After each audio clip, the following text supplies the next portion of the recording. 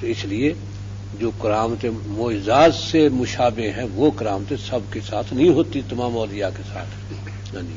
تو کہتے ہیں کہ خلیفہ غلام احمد حضرت میاں عبد الحدی رحمۃ اللہ علیہ کے والد جو حضرت لاہوری کے پیر تھے، حضرت کے دو پیر تھے، ایک یہ میاں غلام احمد تھے، خلیفہ غلام احمد، اور ایک تھے تاج محمود امروٹ شریف والے تاج محمود، اور وہ دونوں بھرتونڈی کے حافظ محمد صدیق کے خلیفہ تھے.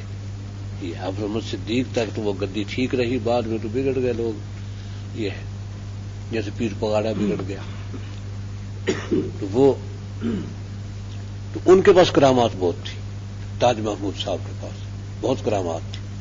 وہ اب بھی وہ مسجد، اس میں بھی میں نے 2 نفل پڑے ہیں جو کہ نہر کے درمیان میں، نہر دریا کا دریا، بہت بڑی چوڑی نہر ہے، دریا ہے بس، اس کے درمیان میں ایک مسجد چھوٹی سی، جہاں مسجد تھی سروے میں آ گئی نہر کے، انگریز نے کہا کہ اس کو یہاں سے اٹھا دو مسجد کو.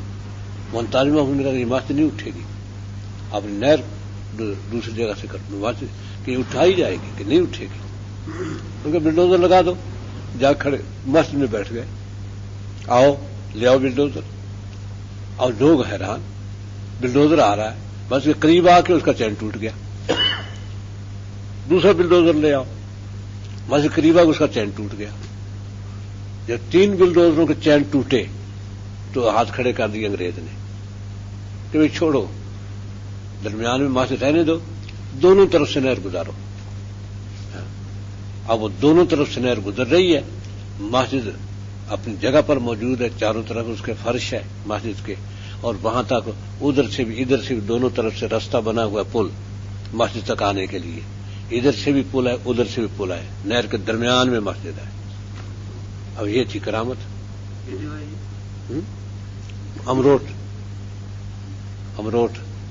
ہاں جی، تو سندھ میں ہے نا امروٹ، تو اس میں ہاں خیرپور کے قریب ہی نہیں، امروٹ تاج محمود اب ان کے ہیں، کیا ان کا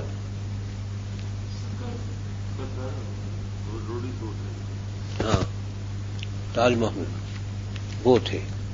تو حضرت لاہوری فرماتے تھے کہ ایک یہ حضرت بھی گرفتار تھے، تو وہ اوپر سے انگریز نے جھانکا تو ہنسا، انگریز جھانک کے مذاق کیا، تو آپ نے جو دیکھا وہ نیچے.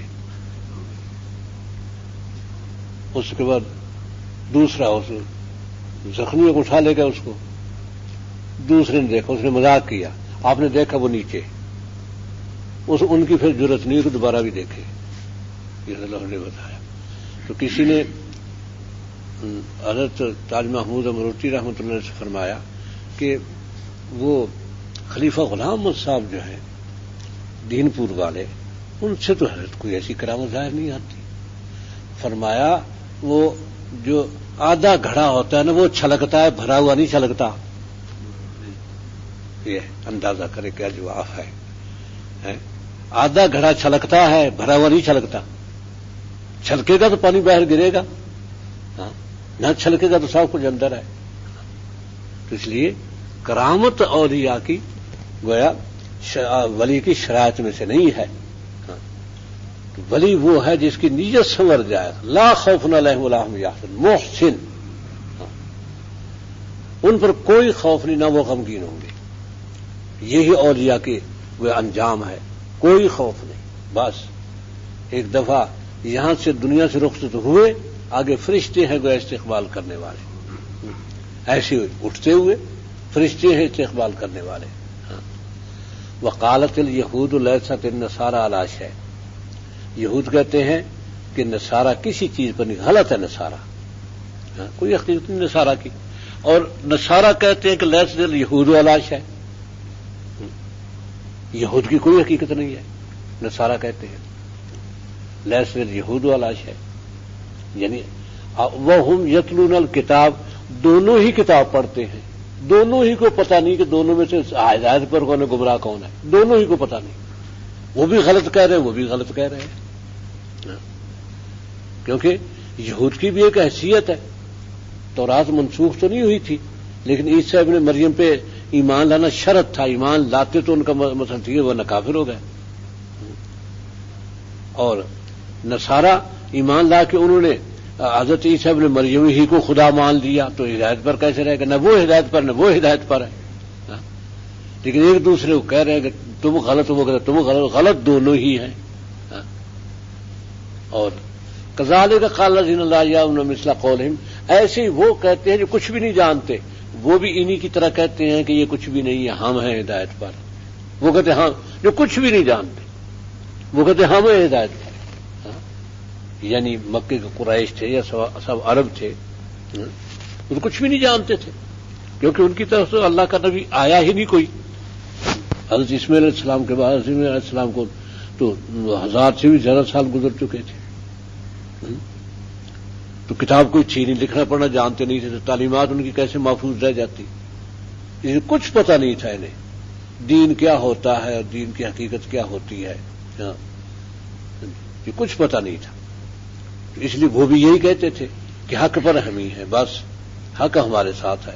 کذالک قال لا یعلمون مثل قولہم، انہی کی طرح. فاللہ یحکم بینہم یوم القیامہ، اللہ فیصلہ کرے گا ان کے درمیان قیامت کے دن. فیما کانوا فیہ یختلفون، جن باتوں میں یہ یہاں اختلاف کرتے تھے اللہ فیصلہ کرے گا قیامت کے دن کہ تم پر حق میں، تم سارے ہی حق پہ نہیں تھے، اور کب تک حق پہ تھے تم. یعنی عرصہ گزرا جب تم حق پر تھے، وہ گزر گئے وقت.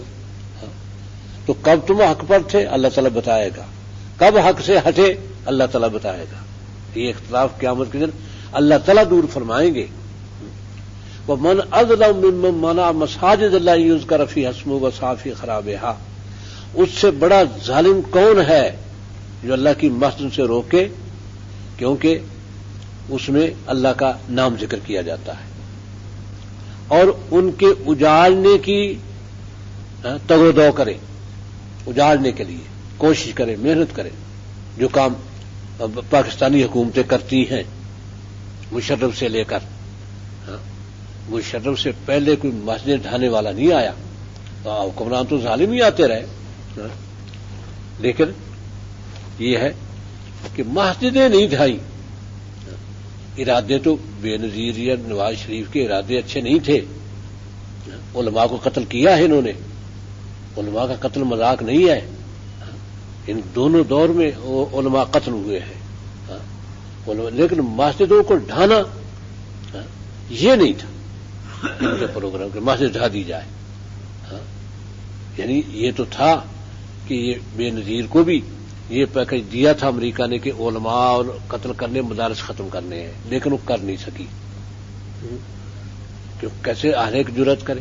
یہ ہر داڑھی والا اس سے آتے کیا تو پہلا جو ہر داڑھی والا مشکوک ہے، مصیبت آ گئی سارے علماء کی اور طلباء کی اور نیک لوگوں کی.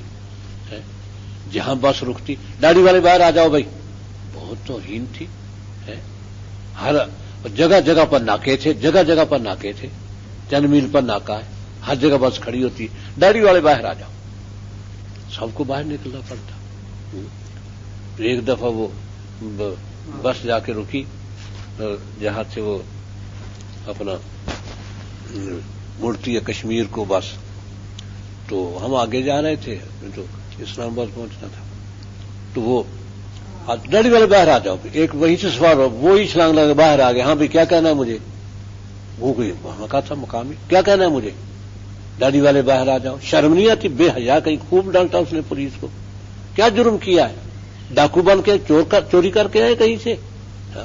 وہ چپ ہو گئے، پھر معذرت کرنے لگے. یہاں تک تو وہ ہوئی، آگے جرت اسے نہیں ہوئی. نواز شریف نے اس سے ذرا آگے کیا. وہ اس کے دور میں بھی علماء قتل ہوئے، بے نظیر کے دور میں. انہوں نے پولیس مقابلے مروانے شروع کر دیے. اور یہ ہے کہ بھئی انہوں نے وہ کہ مدارس ختم کرنے ہیں، سب سے پہلے جامعہ حفصہ کی طرح انہوں نے باب العلوم کا محاصرہ کیا. نواز شریف نے 12 بجے فائر شروع ہونا تھا، اور محاصرہ عصر کے بعد کر لیا تھا، نہ کوئی اندر جا سکتا ہے نہ کوئی باہر آ سکتا ہے، محاصرہ پورے مدرسے کا۔ 11 بجے ایک دم محاصرہ اٹھ گیا یکا یک، تو کیوں؟ نواز شریف کی حکومت ختم ہو گئی، رات کے 11 بجے نواز شریف کی حکومت ختم ہو گئی۔ جب محاصرہ اٹھا تو فوجی اندر گئے تو استاد طلبہ میں کیا مسئلہ تھا بھائی کہ کیوں محاصرہ کیوں اٹھ گیا؟ انہوں نے کہا تمہاری قسمت اچھی، 12 بجے فائر کھل جانا تھا، بس اڑا دو سب کو، بالکل خاتمہ کرنا ہے مدرسے کا۔ پہلا ریہرسل تھا کہ بعد میں اگر یہ کامیاب ہو گئے تو پھر دوسرے مدرسے سے ہی۔ یہ پہلا ریہرسل جامعہ حفصہ پہ مشرف نے کر لیا اور پھر تذلیل ہوتا، خار ہوتا۔ ابھی تو یہ ذلت رسوائی دنیا میں ہے، اور پتنی اور کتنی رسوائی دنیا میں اس نے بھگتنی ہے۔ جب پریس کانفرنس میں جوتے اندر نہ کوئی نہ لائے کیونکہ منہ پہ نہ کوئی مار دے، جوتوں کے بغیر آئے لوگ اندر، جوتے باہر رکھے، یہ بھی ڈر ہے اسے، جوتوں سے ڈرتا ہے، تو جوتے لگے ہی لگے۔ یہ ذلت اور رسوائی ہے، اس کے مدارس محفوظ ہو گئے، یہ ٹھیک ہے مدارس محفوظ ہو گئے، پھر نہیں کسی کو جرأت ہوئی۔ اور 7 مسجد ڈھا چکا، جب طالبات اٹھی ہیں تو 7 مساجد ڈھا چکا تھا وہ، اور 80 مساجد کو نوٹس آ چکے تھے، اور مدارس کے لیے اعلان آ چکا تھا کہ اسلام آباد مدارس سے پاک شہر ہمیں چاہیے، کوئی مدرسہ حفظ کا یا ناظرے کا کوئی مدرسہ جو ہے شہر میں نہیں ہوگا، باہر جائے۔ یہ نوٹس بھی اس نے دے دیا تھا پہلے، پھر جامعہ حفصہ پر حملہ کرتا ہے، اور 80 مساجد کو نوٹس آئے ہوئے تھے۔ ایسا ذلیل ہوا کہ جامعہ حفصہ ہی جامعہ حفصہ دنیا میں ہوگا، جامعہ حفصہ ہے، اور طالبات کے مدارس مزید کھل گئے اس کے بعد۔ تو اس لیے اللہ سے جو مقابلے میں آ جائے کیسے کامیاب ہو سکتا ہے؟ ذلیل ہی ہوگا۔ تو ومن اظلم ممن منع مساجد اللہ، کون بڑا ظالم ہے اس سے جو مسجدوں سے روکتا ہے کہ ان یذکر فیہا، کہ اس میں اسمہ، کہ اس میں اللہ کا نام ذکر کیا جا رہا ہے، اس کو اللہ کا نام اچھا نہیں لگتا۔ اب وہ جو جامعہ حفصہ والوں نے روکا تھا کہ وہ جاپان کی لڑکیاں آئی ہوئی تھی، وہ نوجوانوں کی مالش کرتی تھی اور سرے عام، ان کا خاص جگہ تھی، وہاں آتے تھے نوجوان، وہ جانگیاں پہن لیتے تھے، ان کی مالش کرتی تھی وہ۔ یہ گندا کام چل رہا تھا، لوگ بڑے تنگ تھے۔ پھر اس وقت انٹرویو بھی آئے تھے کہ محلے کے انٹرویو لوگوں نے لیے، ان سب نے کہا جامعہ حفصہ نے جو کیا بالکل ٹھیک کیا ہے۔ یہ بہت ظلم ہوتا تھا ہمارے محلے کو، انہوں نے امن قائم کر دیا، لیکن یہ امن تو چاہیے نہیں تھا، ظالموں کو، شیطان کو، ابلیس کو تو نہیں چاہیے تھا۔ اور ابلیس کا سب سے بڑا نمائندہ مشرف تھا، کیونکہ سب سے بڑا ابلیس تو امریکہ